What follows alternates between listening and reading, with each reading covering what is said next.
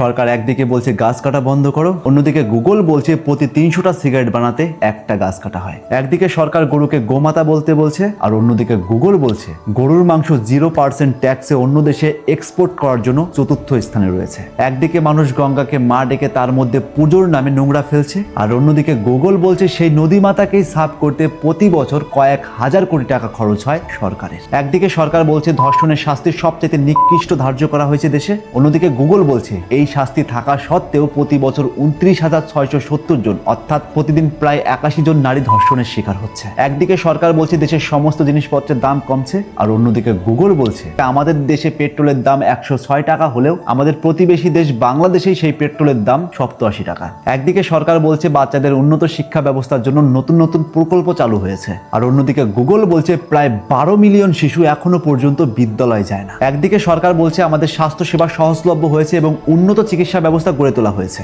অন্যদিকে গুগল বলছে প্রতি 1000 জনের জন্য একজন ডাক্তার বরাদ্দ করা হয়েছে। একদিকে সরকার বলছে কৃষকদের জন্য নানান রকমের প্রকল্প চালু করা হয়েছে যেগুলো পেলে কৃষকদের আর্থিক সহযোগিতা হবে, আর অন্যদিকে গুগল বলছে প্রতি বছর প্রায় 11,000-এরও বেশি কৃষক শুধুমাত্র ঋণ এবং আর্থিক সমস্যার জন্য সুইসাইড করছে। একদিকে সরকার বলছে দেশ ডিজিটাল এবং ইন্টারনেটের সম্প্রসারণ ঘটেছে, আর অন্যদিকে গুগল বলছে এখনো গ্রামীণ অঞ্চলগুলোতে 45% মানুষ ইন্টারনেট পরিষেবা পাচ্ছে না বা অনলাইন পরিষেবা পাচ্ছে না। একদিকে সরকার বলছে দেশের সমস্ত মানুষ বিদ্যুৎ পরিষেবা পাচ্ছে, আর অন্যদিকে গুগল বলছে এখনো পর্যন্ত প্রায় 300 মিলিয়ন মানুষ বিদ্যুৎ পরিষেবা পাচ্ছে না। একদিকে সরকার বলছে দেশকে পরিবেশ দূষণের হাত থেকে বাড়াতে অনেক রকমের পদক্ষেপ নেওয়া হয়েছে, অন্যদিকে গুগল বলছে ভারতের 13টি শহর পৃথিবীর সবচাইতে দূষিত শহরের তালিকায় রয়েছে। যদি মুখে একরকম হয় আর কাজে অন্যরকম হয় তাহলে সমাজ কি করে চলবে? তাই আজ থেকে চোখ খুলুন আর এরকম ইন্টারেস্টিং ভিডিও পেতে তাপস এক্সপ্লোরার পেজটিকে ফলো দিয়ে রাখুন।